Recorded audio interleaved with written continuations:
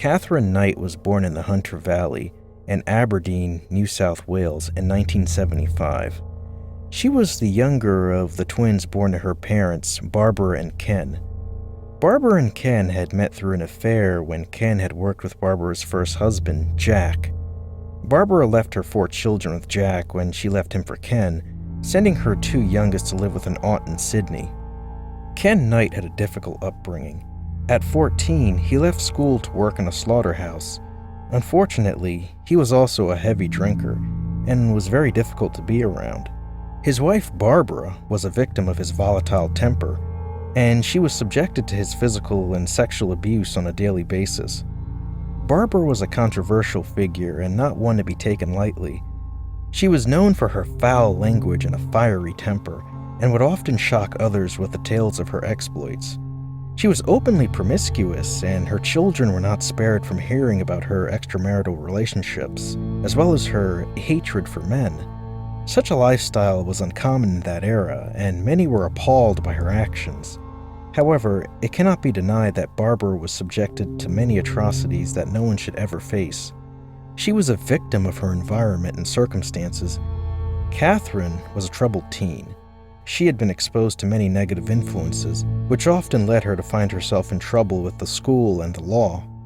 At age 13, Katherine was required to go to the children's court on a minor charge, but was luckily given a good behavior bond instead.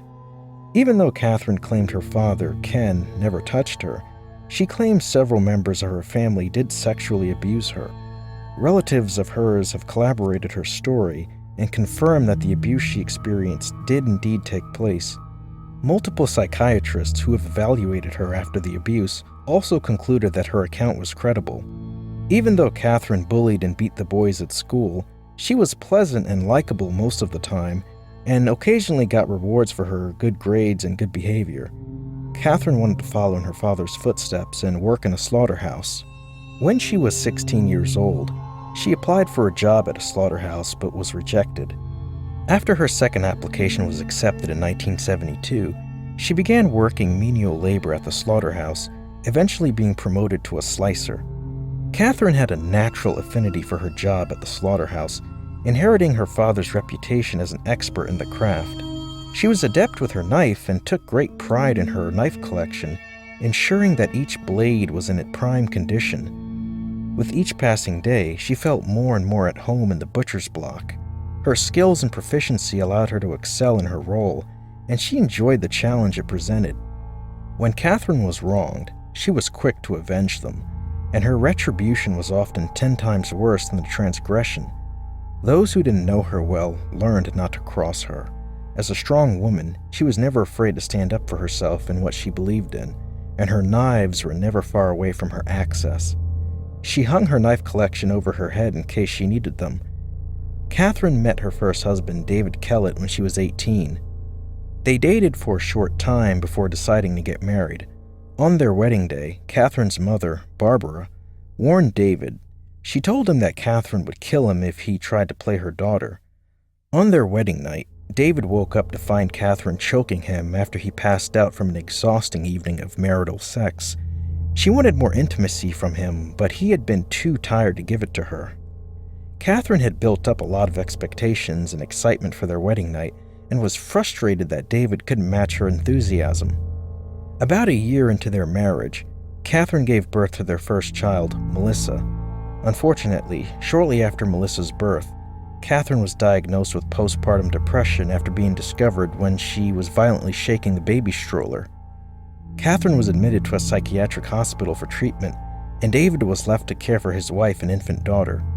In 1976, Katherine and David separated after David impregnated another woman. Katherine left her baby daughter, Melissa, on the train tracks and walked away, angry and devastated. Luckily, a local man found the child moments before a train barreled through. Afterward, Katherine stole an axe from someone and threatened to murder people in town. When the police arrived, she was promptly arrested and given a mental health assessment. She was released without being charged. On August 3, 1976, Katherine contacted a co-worker and asked for a ride.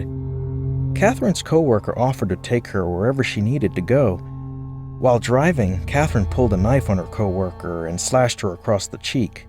Then, she forced her to drive 6 hours from Aberdeen to where her ex-husband's mother lived. Katherine wanted to find out why David left her for another woman. This incident resulted in Katherine being arrested again and admitted to a mental health facility. After hearing what happened to Katherine, David left his girlfriend and returned to Aberdeen to support her. David took Katherine into his care after she was released from a mental hospital. He ensured that she took her medications as prescribed by doctors following the axe incident. Following her release, Katherine and David visited her mother, Barbara. Barbara blamed David for her daughter's mental health struggles. In response to her mother's bad-mouthing of her husband, Katherine punched Barbara in the face, knocking her out. Although Katherine cheated on David constantly, he was determined to make the relationship work, and soon Katherine gave birth to their second child, Natasha. After Natasha's birth, things seemed to be going well. Katherine would encourage David to relax at the bar with a drink. However, Katherine called him there only hours after sending David to the bar. She yelled about how he left her home alone with their 2 children and demanded that David return home. Whenever David failed to arrive home on time or took longer than Katherine liked, she hit him with a frying pan. Another time, Katherine set all of David's clothes on fire and held a knife to his throat after he did something to upset her. After Katherine hit David with the frying pan again in 1984, he decided enough was enough and left. Since he owned the house, Katherine was forced out, and to be petty, she took everything from inside, including the light bulbs. David was fine with that, however. He just wanted Katherine gone. Her mother, Barbara, temporarily took her in before she rented a house near Aberdeen. Following the separation, Katherine met David Saunders at the Aberdeen Bowling Club. After a few months, he moved in with her. Their relationship became increasingly strained as time passed, and Katherine accused David Saunders of cheating on her.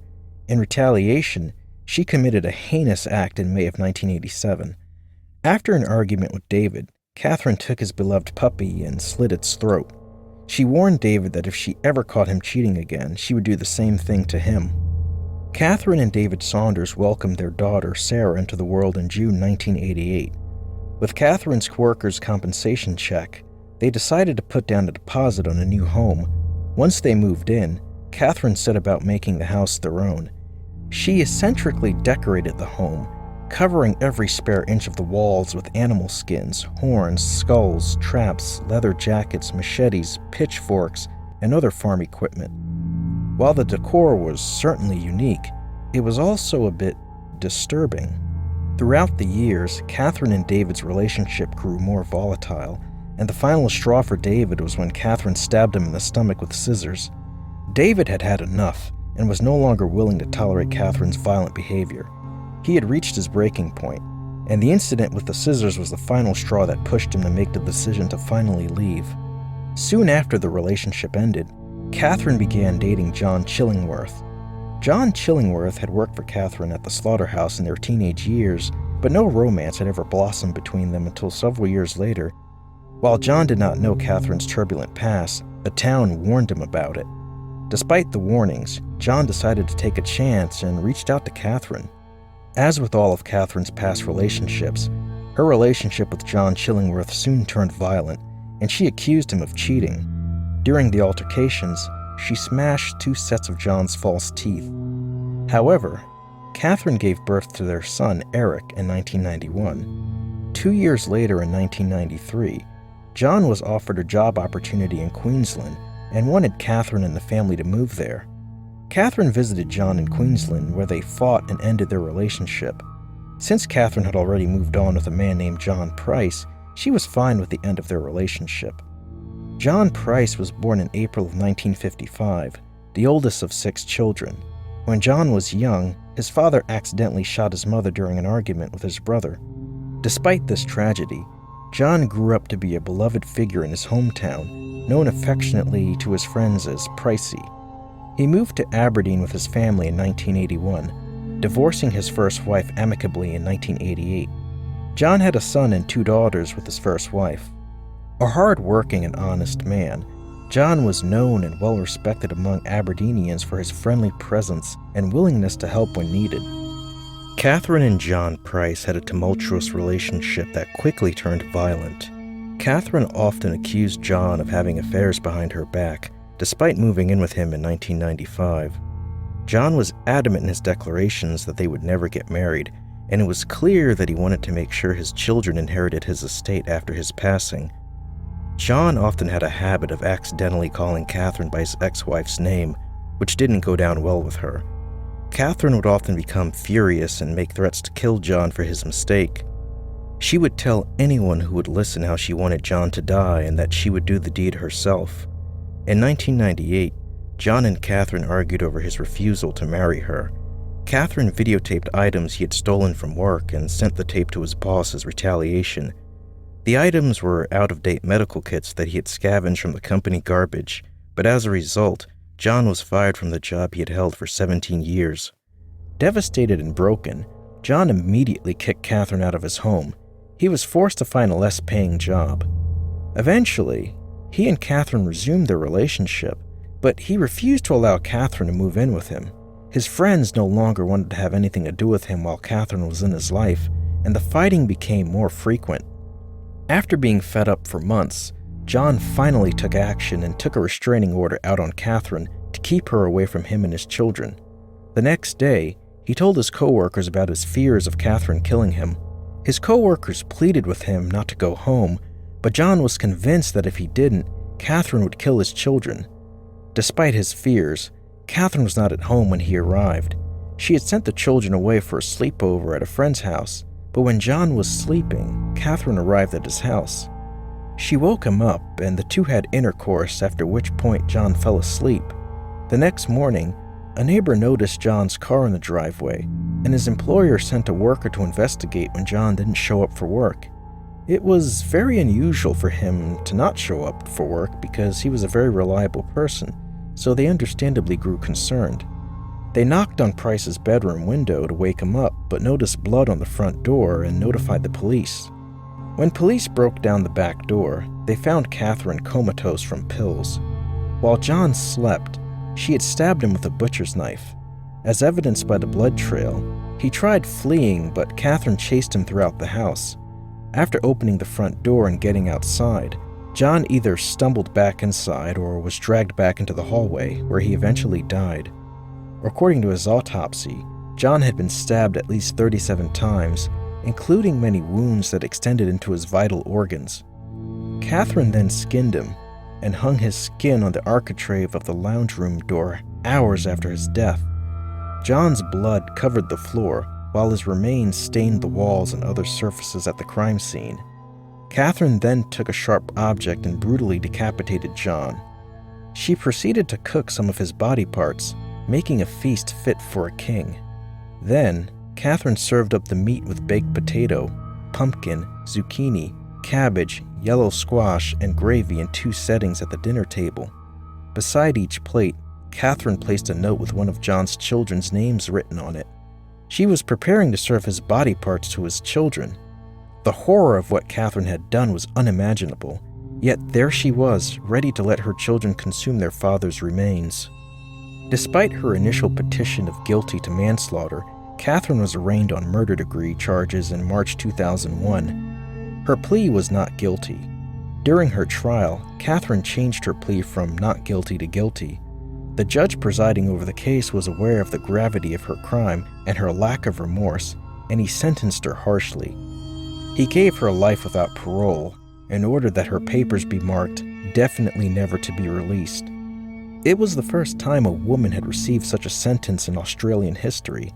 The judge was sending a message that this kind of crime was unacceptable and wanted to set a precedent for future cases.